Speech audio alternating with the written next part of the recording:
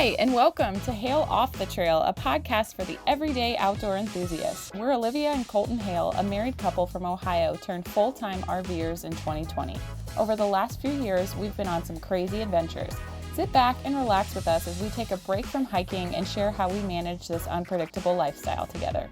We'll talk how-tos, how not-to-dos, national parks, favorite adventure memories, and so much more. Welcome back. Welcome back to another episode of Hale Off The Trail. We're whispering right now because little Stelly has joined us on the couch, and any sudden movements or loud noises tend to freak her out and she runs away. Like fireworks. Oh, like fireworks. You poor thing. We'll talk about that eventually. But here she is. She's a rescue dog. She's got some stuff, but she's so very precious. She'll probably run away. And then Miss Bond's where she usually is. She'll be asleep in a minute, I'm sure. So welcome back. This episode is going to be dedicated to our first week and a half in Alaska. Hashtag we made it. Hashtag we made it. We are here. So the Alcan, the highway that you drive... Where we left off. You drive this highway through Canada to get into Alaska. And our last episode touched about when we crossed into the border. Now we're in Alaska. Kind of like the first big stop that we did was Fairbanks, and that's technically where the route ends. Yeah, we stopped on the side of the road somewhere. It wasn't a great spot. A lot of mosquitoes. I think that was the mosquito night. That was the mosquito night. If you watched or listened to our last episode and we talked about a little error that we made, and essentially we had vampire mosquitoes on us in our sleep, that's the night that it happened. Yeah, but, lesson learned. There wasn't a lot of... I guess we tried a couple other spots and then got annoyed and we're like, okay, this is fine. There was definitely a lot more construction than we anticipated. A lot of stopping and waiting when we first got into Alaska. So we thought that we were going to be able to make it a lot further than we did. So that's why we just kind of pulled off and said, let's start over again tomorrow. Right. So. And the closer we got to Fairbanks, the less amount of spots there was going to be. Yeah. So, we decided also to get an RV park when we got to Fairbanks so we could catch up on some laundry. Lots of laundry when you don't have access to water. We wanted to take like a real shower and not just a baby bath. We had the water. We had the boondocking water, but yeah, we were kind of running out. Yeah, you never know. We've experienced it now, but we didn't at the time. We didn't know how many showers we could get. When the freshwater tank, runs out and Spoiler it's alert, it's 4 plus dishes. Yeah, we ran out. That's okay though. Yeah, no. So Fairbanks is one of the 3 biggest cities in the state, and so I think having researched it and finding out that fact was enough for me to be like, oh, this is worth a stop. This is gonna be great. It'll be touristy. We can walk around and have fun. I'm not saying that there's not a lot to do there. But there's not a lot to do there. But there's not a lot to do there. So it was kind of yeah, we had high hopes. When we got a KOA, we were like, oh yeah, we're going to party it up. It'll be great. We had what? We were planning on a couple full days to explore it. We left after 1. Yeah. 1 or 2. Then we found some good gems, but the stuff that we expected, a big downtown or a brewery to stay at, we had a hard time finding that. I also think we were very ready for a little bit more civilization after being on the road for so long. So having that kind of not be the case was a little bit let's move on. Yeah. So, but that doesn't mean that Fairbanks isn't worth a visit. Maybe just... I don't know. It depends who you are. But we didn't necessarily enjoy it. So we did a couple things that were really... I enjoyed it. I just didn't think it was crazy. Yeah, enjoyed is not the correct term. My expectations were a little bit higher than they should have been. Which is fair. Yeah. Which happens a lot. We thought it was going to be a major town, a major city, and it ended up being a small town. Yeah, I think it's about the same size as the, town I just refer to when people say oh, where in Ohio are you from? So it's not the address of where I grew up, but the biggest town next to it, and even that's a small town, Worcester. Mm-hmm. So looking the population size up with that and it's under 40, I was like, oh, okay. Yeah, you got really into population sizes with your travel nursing contracts too, looking at how big the towns were. Yeah, just it to be helps to like see the whole picture, to be like, whoa, would I be able to feel comfortable walking around outside?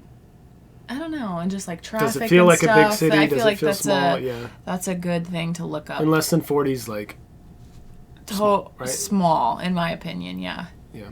So, the things that we did in Fairbanks area, we got in KOA, but it was in North Pole, Alaska. Yeah.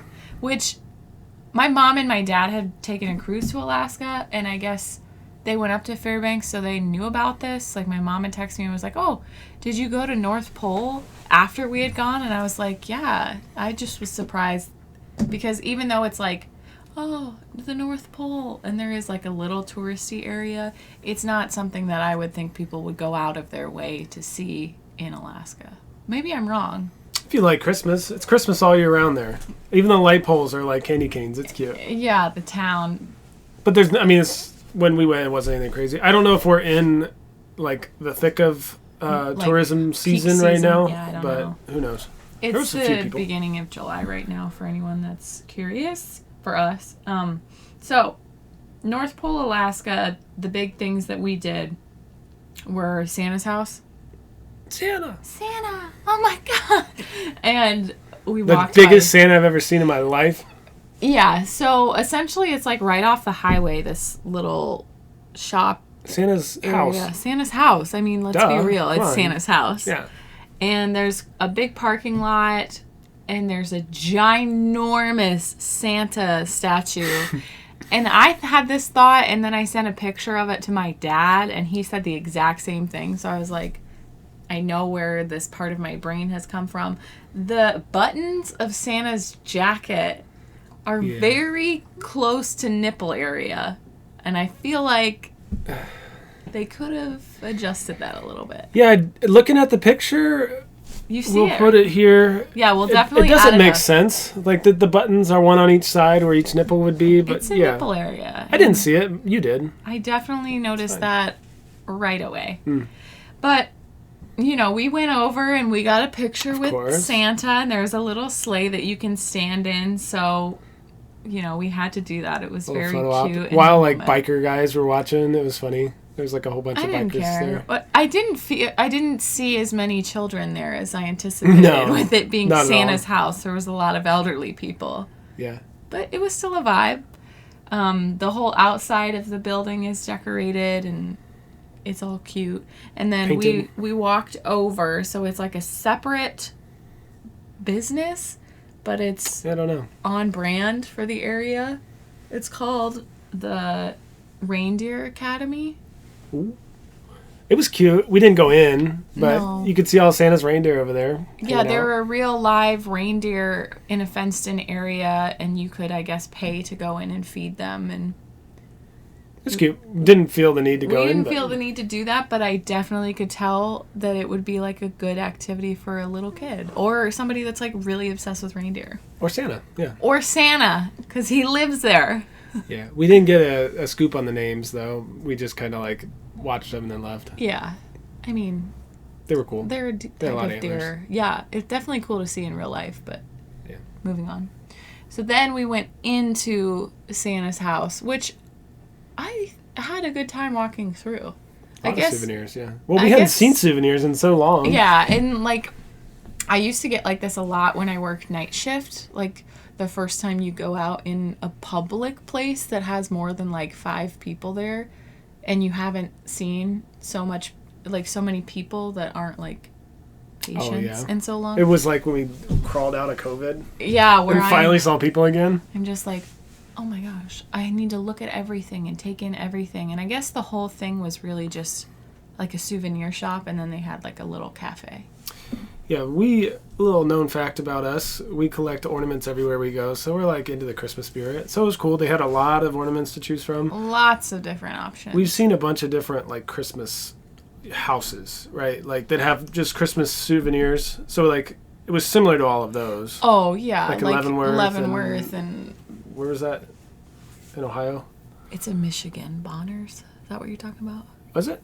Yeah. Yeah. I'm pretty sure it's in Michigan. It's not in Ohio. Okay. Yeah. We got some fudge. We got Mrs. Claus's favorite fudge. fudge. It was Reese's peanut butter chocolate. You didn't like it that much. I don't really like that combo together. I'm not like a Reese's fan. I just don't really... I like the two separately a lot, but together it's just not right for me. It's never really been my go-to, but he really enjoys it, so I was like, sure. Lots of cool souvenir stuff that's even outside of Christmas. Like they had clothes and... Yeah, like your typical stickers, souvenirs for Alaska, yeah. And it was really cute in the back of the building. It was the actual Santa. The actual Santa and Mrs. Claus were like standing there for pictures, and if I didn't have so much social anxiety, because I couldn't really tell if it's something you pay for, if you tip, or if they're just there. So I just like kind of stood there and was like, hi. Hey, Santa. But it was the cutest. Remember that like lady FaceTimed? I assumed it was like a grandchild or something, and she handed him the phone, and he just started saying like, you've been such a good girl this year, and I'm going to add your name to the top of the list. I was like, oh my gosh. If I was like a little kid that got that, I would have been like freaking out. Yeah, he looked like a good Santa. He was a perfect Santa. And then in the back there was like Santa's workshop. It was a different room, but they had like windows and stuff so you could see through, and it was all set up cute. Your name was on the list. Yeah, there was a big long list that was rolled off of the table, and so we're like reading off all the names, and the very top of the list, Olivia. And I was like, heck yeah, Santa still knows who I am at 28. We don't know if it was the naughty list or the nice list. It said nice list. Oh, it did? I'm pretty sure. I don't know that I saw that. I'm on the nice list. All right. It was cool. It was such a cute little stop. Like, of course we're going to go. Yeah. How could you not? I liked it. Yeah. So then we were kind of in the mood to, like, go out, have a drink, explore the town. I do really like those kinds of days that aren't so, like, we're hiking and we're gung-ho and we're seeing all these pictures, where it's kind of, like, more slow and we're just, like, taking in the culture of the area. Yeah, we just wanted to get a feel for the town. So, yeah, this is where we thought we were going to be shifting into the whole, like, downtown... We tried. Shops, which we drove. We always type in at Google Maps, like, downtown such and such. Well, we tried a brewery first, remember? Yeah. We wanted to go... Because didn't you say that there were a bunch of cool breweries there? I had watched a video that said Fairbanks is really popular for, like, eclectic breweries. I always struggle with that word. Breweries. And Thai food, of all things, which I just, like, not that I don't think I've ever really had Thai. So he had looked up some place that sells beer to go, and there was nobody there. Like, it was midday on a weekday, so I didn't expect it to be like party vibes, but I also, like, you walk in and there's only one other group, and it's kind of like, should we sit with you? Like, it was the second weird. place we went to? Yeah.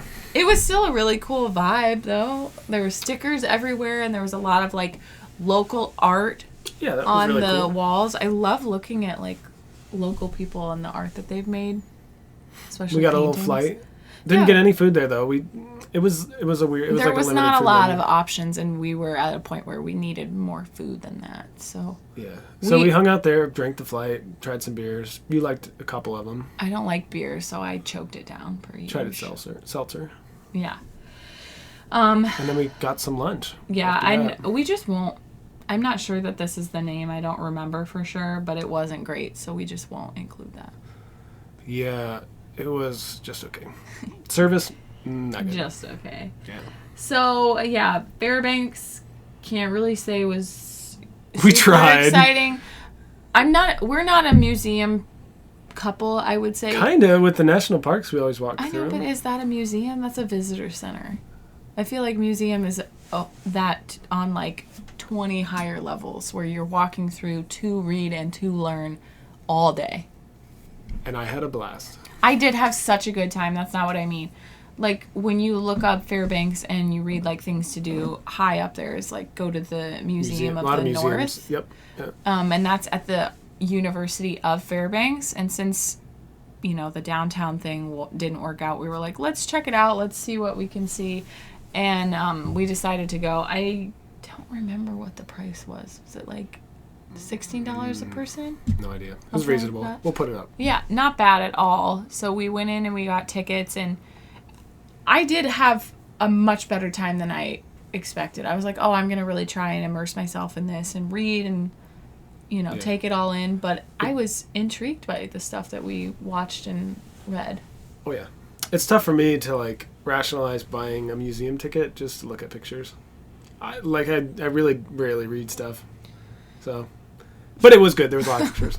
We sat down and we watched a video for a while. They have so many like live samples and frozen samples there of like all different kind of plants and animals and local stuff. A bunch of animals on display, mounted. They have a huge whale skeleton on the ceiling, hanging from the ceiling. Very cool. But yeah, it was funny. We watched some videos and it went through the process of like, I don't know if they would be called just like scientists or microbiologists or what. Which one? Where they broke down the groundhog? Yeah, or marmot or whatever that was. That's graphic. They took us through the whole process of like, oh, this is like a dead carcass.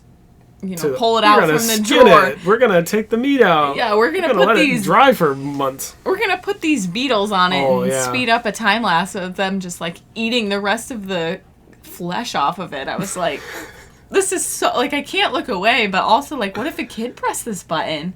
They'll learn. I guess. This is Alaska. So I actually thought that was really cool. And then I learned there was a like educational thing on the like indigenous people that were misplaced because of the war. That was interesting to read. It was like telling their side of the story. I stayed there for a while. They did split up the state into like regions, and you could walk through and read about the animals and the climate of each region and like rocks. There's rocks. Rocks, and I don't know. I thought that was super interesting. They have a lot of like taxidermy up.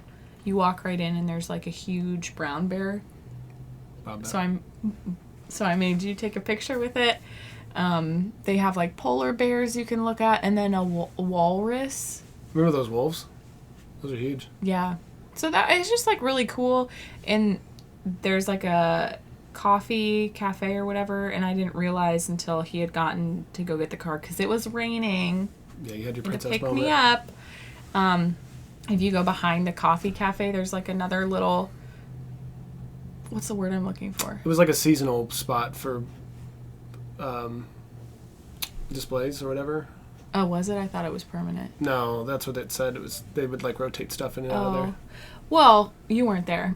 No, I didn't see it. I definitely saw that it was there, but... They had the rib of a whale out. It's like somehow bolted to the thing, but you can still lift it up to feel how heavy it was. Straight up, a little less than Stella. And Stella's like 33 pounds, so that's not nothing. Okay. But I was really excited, and kind of the thing that drove me to really be like, we should go see this, is it's the home for the magic bus. That's the whole reason we wanted to go. Kind of. We were looking for it. Because we knew it was there. We wanted to see it. Yeah, so a little sidebar about us. I have a best friend at home. Her name's Maddie. Shout out, Maddie. Shout out to Mad Dog. Mad Dog. She has been my best friend since I was like 12. Very aware of us wanting to travel. Knew about the RV life thing. Fully supported it.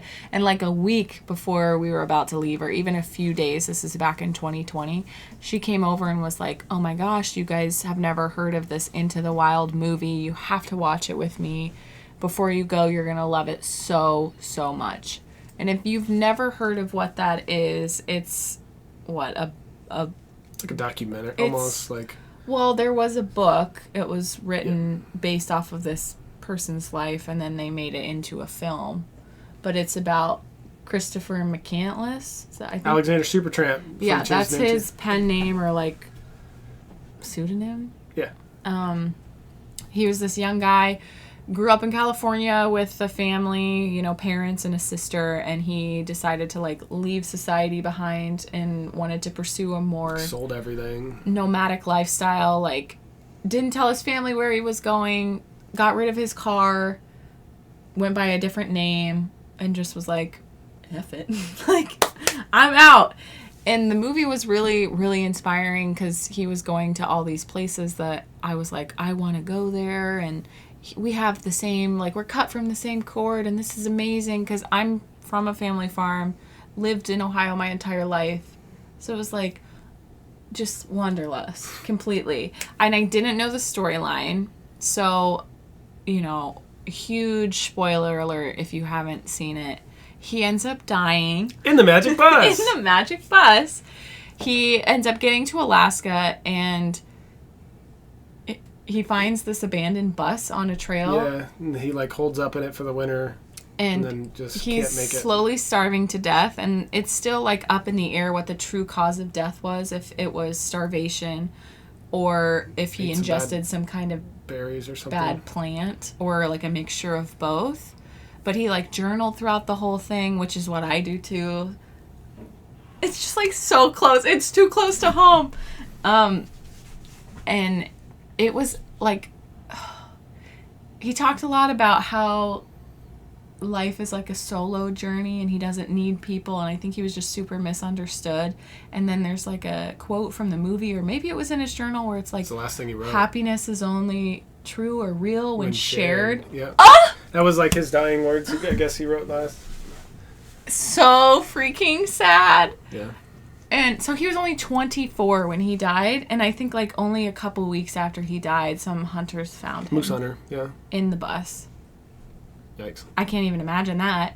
But the bus stayed there for years. I don't... It's only recently been moved in the last few years, I believe. Yeah, it was, like... Was it only a couple years ago? I think semi-recently. Because it was... That's why we couldn't get it at the museum. It was still... It was at the university, but in the engineering department, because they were fixing it up. Well, yeah, we'll get to that. It. But they had to fly it out because people were trying to make their own trek to the magic bus, and a lot of people got hurt, or some people died. So they have a replica of the bus in Healy. We didn't see it, though. We didn't get a chance to see it. It was the one they used in the movie. Yeah, but the real bus, the tomb itself, is at the University of Fairbanks. And yeah, it is going to be at that Museum of the North, but right now they're doing renovations and stuff. Which, from what it said, they were done. So whenever they get the exhibit ready, I'm sure it'll be moved over. Yeah, so that's where it's going to be permanently, but it is open for public viewing, I guess. I mean, it says that online, and we were able to see it, but it just felt like we were breaking into a... It was a little weird. Yeah, it was like an engineering building, and we were, like, walking through, and there were classrooms. Nobody was there at the time, but... The professor walked out with us. It's very definitely weird. Thought we were students. Whatever. But it's on, like, the second level, I guess, if you're going to go see it, because I'm pretty sure they're not moving in until, like, a couple years from now. Is it? Yeah. It's on the second level. You can see it from the first. You obviously can't go in the, like, room that it's in, but the second level has, like, a glass wall, so it's a better viewpoint. And we'll obviously put in pictures in the video to show it more. Really cool looking bus. They had it fully rehabbed. Apparently there was a bunch of holes in the ceiling from when they had to pick it up with the helicopter. And a lot of graffiti from people that have gotten there to say, like, oh, I was here. Bullet holes. I hate graffiti, but it was like eerie to look at, you know. Weird to think about. Yeah, somebody died in there. Just to know that he was, you know. About the size of our RV. You got it. That's uncool. I know what you're doing to my brain right now. That is uncool. No, we got electricity. Yeah, we're fine. I would never put myself in that position. Like, it's a very polarizing conversation because I, like, went off. I was reading all on his Wikipedia after we went, and some people are like, he essentially, you know, committed suicide because he went into it not knowing or not being prepared enough. He tried to prepare as best he could, though. I know, but at the end, you know, that guy was like, just wait, I'm going to give you supplies. And then he's like, no, I'm fine. Yeah, arrogance. So no matter where you stand on it, you know, poor Chris. But cool also, story. Cool story. Yeah. Yeah. Some inspiration for you, for us. I watched it when I was in school. I think we had to read it. And then we watched the movie. And I always thought it was really inspiring. Him and Edward Abbey were like, those cool stories. I'll never forget the way that I felt watching the movie because Maddie, I was just like, Maddie, I've never heard of this in my life. This is amazing. They were pulling all the emotions out, playing music that was just like pulling at my heartstrings. I'm an Enneagram 4. If that, like, gives anybody information about, like, how I would respond to a movie like this. Hashtag free spirit. Hashtag emotion. Emo. I had no idea that he was going to die. It was kind of like when I watched, I'm sorry, I'm going off on a tangent here, A Star is Born. I went to the movies with my mom to see that. You know what, Lady Gaga? Did he die? Oh. There's a death, and, like, it's like a foreshadowing thing the whole time, but you don't know for sure, and, like, you think they're going to be okay, and then they're not, and I, like, fully freaked out. I bet. That was a rough one. Because I made you watch. It's just I do so rough. Yeah. So rough. So, you know, if you're going to watch it, just be prepared. I mean, you're already spoiled. He's going to die. Prepare yourself. It's a good story, though. It is, yeah. Okay. Moving on. So, yeah, Fairbanks, that's basically it. Right? Yeah, we spent 2 days there at the KOA. Mostly just stayed another night because we were tired, and you slept a lot, per usual. If you, like... Oh, did I come back from the museum and... No, I think it was when we sleep coma? When we first rolled up, you, like, slept that whole afternoon. Yeah. And then the next day... I'm, like, surviving on energy drinks nonstop, and then when we get somewhere, I'll just crash. Yeah. It's fine. I like, seem to run on pure life fumes a lot better than you do. And that's not a bad thing. It's just our differences. Like, if something exciting is available to me, I'll rally. I'll rally until I can't rally. It just catches up to me faster. Yeah, that's okay. We're just different that way. So, the next spot that we went to was... the beautiful Denali. Denali National Park. Super exciting. Super cool pull-off. If you're unfamiliar with where it's at, it is 2.5 hours, 122 miles south of Fairbanks, and it's 4 hours or 237 miles north of Anchorage. Okay? Yeah, kind of in the middle between the two.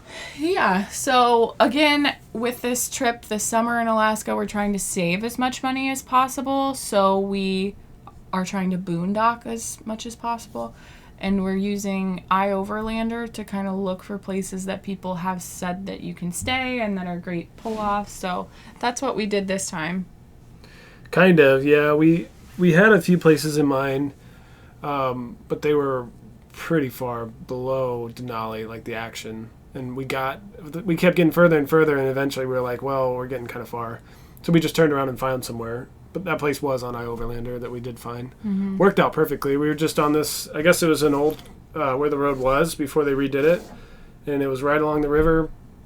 Wide enough that we could be in the road and some people could drive around us. Yeah. A lot of other RVs. Usually that's probably not what we would go for because, a lot of other RVs show up throughout the day, spend the night, leave, stay, you never know. Typically, I would say that wouldn't be an ideal spot in your opinion because a lot of RVs are pulling in for a while if they're not spending the night, leaving, in and out, like a lot more traffic than what we would consider our ideal location. Yeah, it's a weird thing when you're boondocking. You don't necessarily want neighbors, but I guess in our minds we were going to be in Denali, leaving the RV there, so it's kind of nice to have neighbors to like look after it. Yeah. It was more like an RV park kind of type vibe. Yeah, it's just like a road off the road. But the Nenana? Sure. The Nenana River flows through the park, and it goes along the road there, so we were able to pull off, and the river was right there, and the mountains are behind us. Gorgeous views. I wouldn't say that you need to go to a specific spot in the park to have a great view. Like, it's just so pretty and so huge. I had no idea it was 600 million acres. Yeah. Like... that's a lot. What? So that was our spot, and it was glorious. 10 minutes? 20 minutes from the park. Was it 20 minutes? Yeah. Across the river was National Park. Yeah. Though. So you couldn't get in the park. It definitely felt like we were in the park, though. Like, camping in the park. Oh, yeah. So pretty.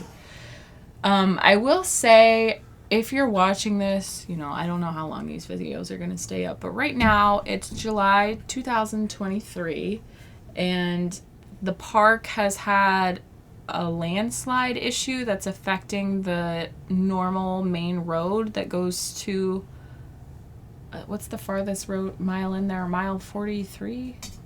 No, I think it goes up to like 85. To the lake? Yeah. Wonder Lake you cannot access right now at all because of this landslide. So the park is accessible to non-commercial vehicles up until mile 15 right now. So it doesn't sound like a lot, but it was a pretty drive. We drove all the way in, turned around. Yeah, and the visitor center is before that, and like a lot of the trailheads are within that area. Yeah, you don't need to go in much. Yeah. I mean, definitely would be nice, but there's a lot to do right at the front. Yeah, it's still worth a trip if you want to, because I think it's going to be like that for. They said for a while, right? 2026, I think. Jeez. Yeah. So to go, you can go further than mile 15, but you have to purchase tickets for the park bus, whether that's the free shuttle. The free shuttle only goes to there. Mm-hmm. Wow. There's a tour bus, or there's a like transit bus, I think is what they called it. Both of them require tickets. Obviously, the prices are going to vary a lot, but yeah, the tour bus we looked at, and what was it, like $150 a ticket, and we were like, it's a little steep. Yeah, I mean, I would have loved to have gotten closer and seen more of the park, but I still really had a good time. We did the best. Yeah. We could.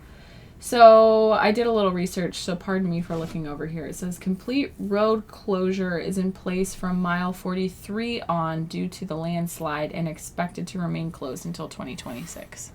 Yeah. But we still were able to see a lot in the time that we were there and the constraints of the park. So we're going to talk about that. I would say the main stuff that we did was within a weekend, like Friday, Saturday, Sunday. Yeah. So, which is a good amount of time for what you can see. Right now, right? Yeah. I would definitely say if the park was more accessible, I would want to stay there longer. But the park encourages off-trail hiking, and you weren't interested in that, too. I'm still very fearful of animals, and for whatever reason, I really associate Denali with grizzly bears. Does that have something to do with that movie? What? I just had a flashback. Remember when he's like, I'm talking about Alexander Supertramp from Into the Wild again, when he's like skin and bones and like delirious, and he comes out of the bus, and there's a huge grizzly bear. And the whole time I was like, please don't eat him. And he doesn't. But, like, I thought that's what it was going to be. You remember that? No, I don't. I can see it clear as day. Cool. So, yeah, I'm afraid of bears. Even though they didn't eat Chris McCandless. That bear was huge. It was like 4 Chris's. Yeah. Well. And after seeing that, the taxidermy one at the museum... Huge. Yeah. I'm working on it, okay? Okay. So, our first day, afternoon there, evening, whatever, we went into Denali Park. So, that's like the little town. Is that what it's called? I think so. Yeah. Next to... Right on the main park road. The actual park. And for whatever reason, I think I associated this park as being like the biggest visited one in Alaska, because I think it is. So I expected it to have like a lot of touristy stuff, like a Banff or Zion. It was like a small Zion. So cute, but like you could definitely see everything in an afternoon if you wanted to have a day that was devoted to like the touristy souvenir shop type of stuff. Lots of local art for sale. Old Western vibe, kind of. Yeah, lots of like knives that had been handmade for sale. Yeah. Really fun to just look at stuff like that. We got our regular souvenir stuff. We had some coffee at the Black Bear Cafe, and then we went to Dog House. Got a reindeer dog. We got a reindeer hot dog. Delicious. You enjoyed it? Do you remember what the flavor was called? It was a sleigh dog. Sled dog. Sled dog? Yeah, you're close. It had fried onions, mustard, and cream cheese on it. How weird is that? Like, good, though. It was good. I don't good. even like hot dogs to begin with, but of course I'm going to try it. I'm like a curious person, so he gets it. And I don't want you to include the video of me eating it because I had mustard all over my face. I couldn't help it, and you were so mean about it. But it was good. Yeah. It was a good time. So check that place out. They have a lot of weird combos. I don't know if it's like an Alaskan thing. These certain like combo flavor condiment. Well, I don't know. It was like a Hawaii vibe, the hot dog place. It reminded me of the hot dog places on Kauai. Yeah. It's cool. Yeah. So we did also drive into the park visitor center that night too. Oh yeah, made sure we got some information, saw what was closed, what was open. Yeah. We always recommend doing that, getting a map before you just like take off, because I know there's all trails and things, but I'm just always afraid. Never know. Yeah, it's good to have so backup. We always get a map. Okay, next day, Saturday. I just feel like I'm talking a lot, so. Oh, Saturday was a nice day. Yeah. We woke up, and Olivia was like, we're going to go now. So yeah. We got ready, got some breakfast, headed out. We prepped a little bit, like a lunch, right? Yeah. And it wasn't a great day. It wasn't bad. It was just like a little rainy and like overcast. But yeah, we did the Savage Alpine Trail. You want to tell us about that trail? Yes, so it is 4.1 miles out and back with 1,414 feet of elevation gain, and it's rated hard. What's your thought on the rating? I don't know why I felt like it was kind of like hard. But then... It was an incline for a while, I think. I was sweating. I don't know why I thought that one was harder than the one we just did. And I know Definitely that's not the same. Definitely but not. Yeah, it was like a dreary day. So not super, super enjoyable. I would say it was a moderate hike. Okay. Uphill for a while, but not impossible. Take your time. We started probably at like 8 o'clock, and I know that, like, you know, I've listened to podcasts and they say bears usually are out and about in the early morning, and then they lay back down at 9. So I'm 9:10. You're ski-ing so left and right. I'm ski every 3 steps. I'm scared. I was really scared, and like nobody else is in the parking lot yet. Nobody else is there, yeah. So I'm like, I'm not trying to die here. But we didn't see any animals. We saw bear poop. We saw bear poop, and we saw one of those little marmot things. Ground squirrel. Ground squirrel. So cute. I got a little picture of it. Oh, yeah, look at that. This was my time to shine, though. I brought the other camera, the lens, and I took pictures of every wildflower I could see. So many wildflowers. Tons of wildflowers. I did not anticipate that. So many colors. Purple, white, pink. Beautiful. Yellow. Like, it could be... I would say that's the best time to go.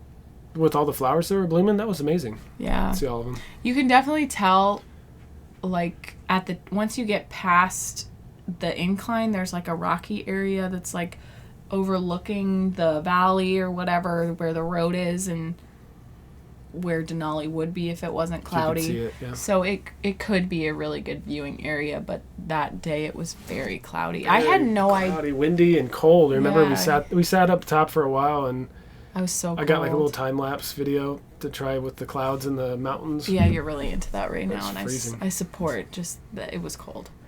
What was I going to say? Oh, I had no idea before coming to Denali, and I think it's just because I never anticipated getting to Alaska, so I haven't like read up on it as much as I have with places that I like 100% will go to, like Zion, you know, obsessed with the Southwest. So I had no idea that Denali itself, the mountain, Mount McKinley, is only visible 30% of the time. It's crazy. Wild. So I was like accepting, we're not going to see it this day. This kind of blows. No chance. Yeah, so wanted to perk ourselves back up. So we visited, and I didn't know you could do this before coming here. Oh, yeah, we saw it. We went to the sled dogs of Denali National Park. So cute. Their little kennel area. So that's at mile 3 if you're going into the park. And there's a parking lot there, but it's not big enough for RVs if you are going to go for yourself. It's a short walk to the kennel itself, maybe like 0.3, 0.4. Wasn't bad, no. No, super easy, bathroom. paved. Yeah, there's a bathroom. And there are 3 daily demonstrations throughout the summer at the kennel where like the rangers will bring the dogs out and show them like, well, this is how they hook up, or what I'm assuming, I guess. Like I read about it, but of course we went twice because I love dogs. And we missed the times both times. That's fine. The first time we went, they were lively. They were playing. Yeah. A couple were out for a walk.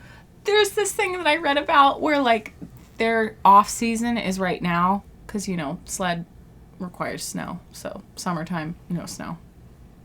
I felt like I said that super weird.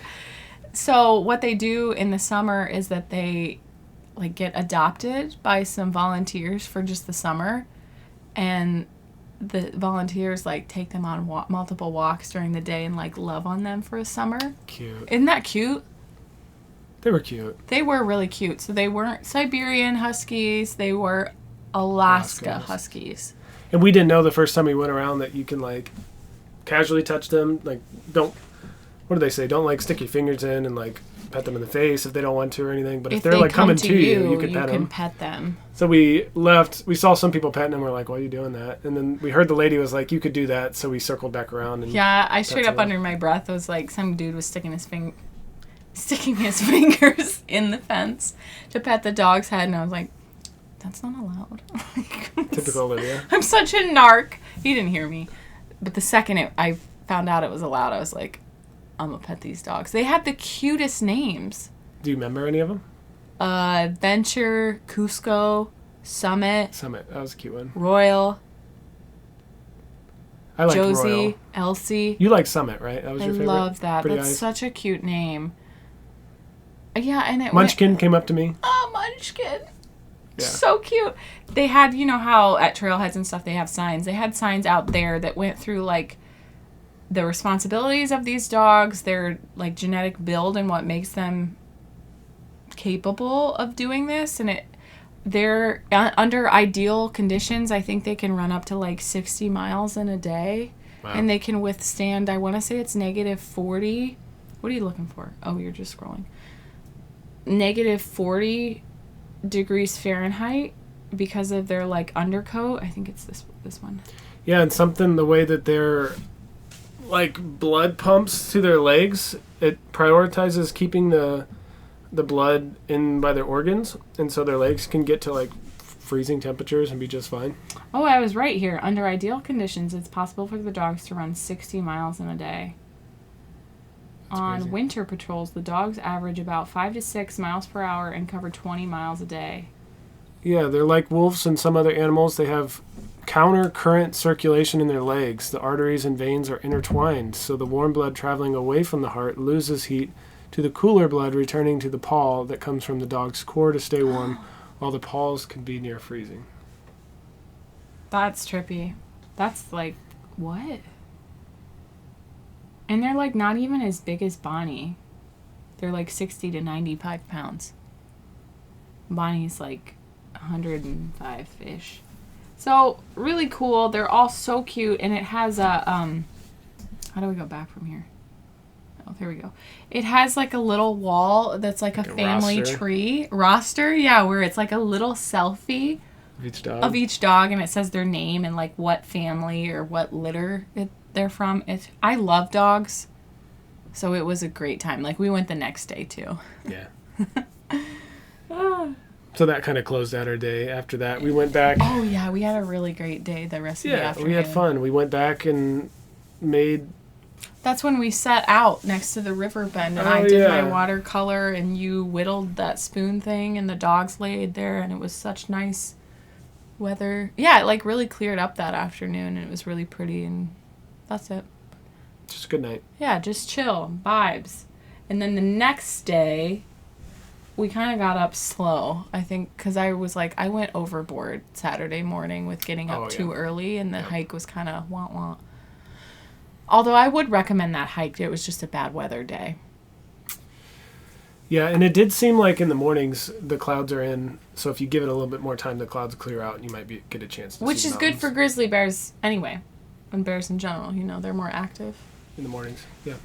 Even though it's still bright as crap out there in the middle of the night. Yeah. So, Sunday, our main agenda was Horseshoe Lake Trail. Beautiful trail. I had seen on all trails, I always download the maps so that we can access that without service, see where we are on the trail. I highly recommend doing that. It's like a safety feature. Makes me feel better. I had seen on the reviews of that trail that it was like, there's a mom and a baby moose that we got to see, and like multiple people had said that. So I was like, it's hanging out there. We got to see it. So we drove there. And it's an easy hike, too. It's like such a payoff for such little effort. Kind of. The way back was uphill. It was not bad. I was sucking wind. You park by a railroad, walking a railroad a little ways, and then it's a hike down to it. Oh, yeah. But not too far. Yeah, there's like maybe a half mile into it. There's kind of like a steep section, but it's not that bad. You're essentially like walking down to the lake, and then the trail goes around the lake and back up. Yeah. It's a 2.1 mile loop. It's 380 feet elevation gain. It's rated easy, so. Yeah. The lake is really pretty. There's lots of like pine trees, and then the mountains are in the background, and this was a clear day, so it just looked like a postcard. I sent a picture to Maddie, and she was like, that looks like a postcard. Yeah. And you can kind of break off and go like one way or the other. Yeah, the loop doesn't start till you get down to the lake. It's like a lollipop trail. Yeah. Is what I call it, where it's like you walk down one area and then the loop occurs. Mm-hmm. So you could go right or left and then... Yeah, luckily we saw some people when we started the loop that were... I think we were already going that direction, but they were like, wow, you're going a good way. You might be able to see the moose. I think you're going to see the moose. So immediately I get the vlog camera out and I'm like, there's been a moose sighting in this area, so I'm ready, you know? But I've heard from some of the reviews that there's a moose and a baby that seems to hang out here, and it was headed this direction from some passerbyers. So I have the camera ready, and it's right there. It's already right there. Where? And within 5 minutes, we've seen a group of people like pointing cameras all in the same direction. So I'm like, we found it. The moose is there. Yeah. And it was cool. So cool. We saw the mom moose first. I'm assuming, you know, it was a lady moose. She's standing in the lake, and we've seen one other moose before when we were hiking in Tetons. But it was laying down, couldn't really gauge facing how big away it was. from us, so yeah, we couldn't see how the size of it at all.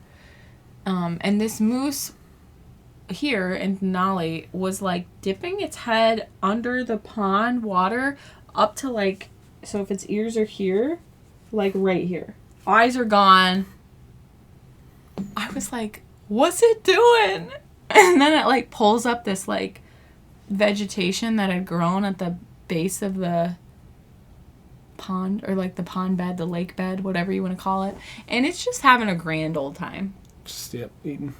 It didn't care, and we were relatively like pretty close to it off the shore. Yeah, like, people were going off trail, like getting so close to it, and its baby, but nothing idiots. happened. Whatever. Leave the animal alone. We were within a safe distance, taking we were pictures. on the trail.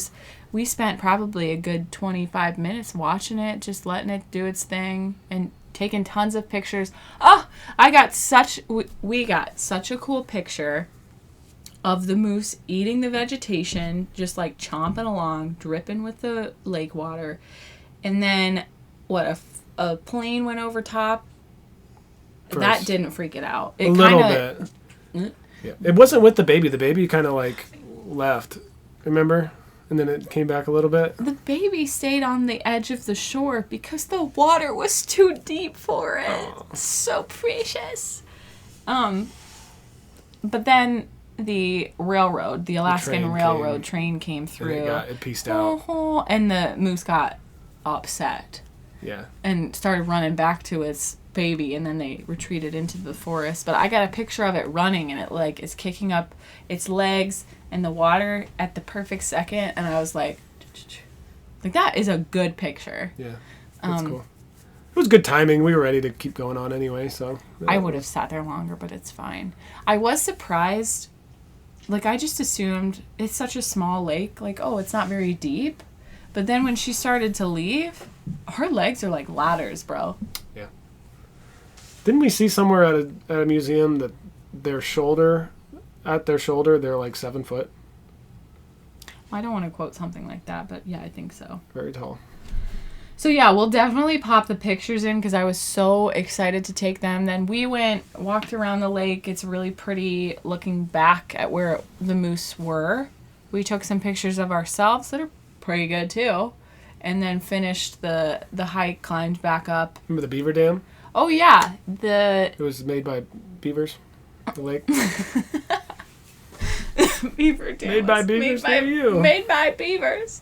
We didn't see the beaver, but his presence was grand. Was known. Lots of dams. A lot of tree. Really cool. Down. You could even see on like the hike in before the big slope down, his presence. Like a lot of the trees had been like gnawed off. Yeah. Yeah. It was cool. That was cool. So then we were like, it's a clear day. What are the chances that we drive, up back until mile 15 again and see what we can see? Glad we did. Super glad we did because we saw Denali. Yay. Yay! It was super cool. Oh, did I put the... Oh, shoot. Let me see if I remember this. I'll Google it. Lives. I'm Googling live. Whoops, I almost Googled Coming Google. at you live. I almost Googled Google. There's a bunch of people stopped on the side of the road driving through. They would like stop and get a chair out, and they were just sitting there looking at it. So Denali is significant. If you don't already know, it's the highest point in the North America. North America. So all of Canada, all of the U.S. Wow. It is. Go ahead. 20,310 feet. That's cray-cray. Ridiculous. That was crazy. And to be put in context, where we were at, the mountains around us were what? Like, wasn't it like 3,000? 3 to 5, something like that. So it just dwarfed everything around it. Yeah, but it was kind of like a confusing sight because these mountains that are near us are at the same level of it in the background. Yeah. So it didn't look huge per se, but to know that it's still... Because we probably stopped around mile 9, I would say. Close to the trailhead for the Savage River. Maybe. Or Savage hike we did. And to know that is still like... Savage Alpine Trail. Yeah. To know that the mountain is still so many miles away and we can see it at the same level of the mountains that were close by, it was just really trippy. So we pulled the Jeep over right away, put that e-brake on, took the freedom panels off, and crawled up there and had our picnic lunch watching Denali with our little Capri Suns. Brought a thermos of coffee. It was the vibe. You ever crave a Capri Sun as an adult? That was pretty good. That's been happening a lot lately. They just hit nice. Mm-hmm. Yeah. Especially after a hike. Perfect. It was a really... I'm not sure... What are you doing? You want me to hold your head? I don't think she liked that either. I don't know what you're trying to do, boss. Anyway, so Denali was really cool. We had a good time. We didn't know at the time how rare it was to see it. So we were just like, wow, this is great. We wanted to see it. We saw it. I thought... I've been watching the Facebook group and people were like... If they saw it, they would post it, and people were like, wow, I can't believe you saw it. Yeah, but you just thought that because it's Alaska, and it's a big thing to even get up here. I think I had kind of picked up that it was a rarity based off of... Remember we were at that one shop? Oh, yeah, and the girl working there said that she's never seen it.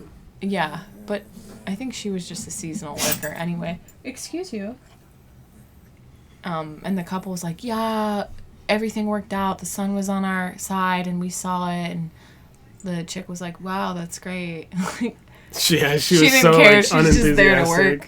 But I looked it up then after the fact, and yeah, we didn't see as much wildlife as I anticipated. But the moose and the baby moose was I was fine with that. That was such a cool experience. Mm-hmm. Yep.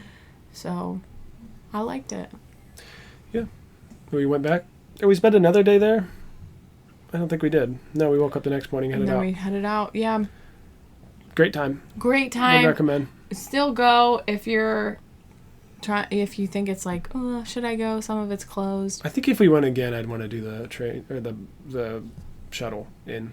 Yeah. At least the one shuttle where you can pop off anywhere and like go for a hike. Yeah, there's 2 different colors of the buses. So one is green and one is tan. And the tan's the tour bus, right? And the green's the shuttle. Yeah, because I think the tan is tour, and so they share a lot about the park, and then green is that shuttle. Which they said the tan one's nice, but it's so guided. Like you get off and you do a tour and then you have to get back on right away and the bus won't leave without you. The green one, you can just hop off and then hop on another one, whatever. Oh yeah, like we had shown up the second time we went to the sled dog kennels right as one of their demonstrations were finishing up. And so there was a tour bus there. Was that a tour bus? It might have been one of those transit buses. Oh. But you could tell after the people had filtered into the bus area that those dogs were like tired. Yeah, they didn't really get up at all. Yeah, they were a lot less interactive. We still got. It was a hotter day too. Yeah, so all in all, a great time. Yeah. And so next episode, we're going to talk about our last week, which we went to. Seward blows me away. Beautiful views. Seward. Wow. We went to Seward, Alaska, which is home to Kenai Fjords. Yep, second Alaska National Park. How many times have we said that to each other? Fjord. That was really cool. That's definitely been my favorite part so far. So we're excited to talk about that. And, Wildlife tour. 10-mile hike. Yeah, we did. Salt Glacier. Spoilers. Sorry. Great Have to see stuff. the next one. Yeah, so check out the next one. We'll put a link to it. Until next time, happy trails from the Hales. See ya. Bye-bye. Hey everyone, we want to give a big thank you to anyone who's taken the time out of their day to listen to the end. This chapter of our lives has truly been so much fun, and if our talks help encourage you to get out there and chase your own outdoor dreams, it's been more than worth it. Do us a favor, rate, review, and subscribe to the pod, and until next time, happy trails from the Hales.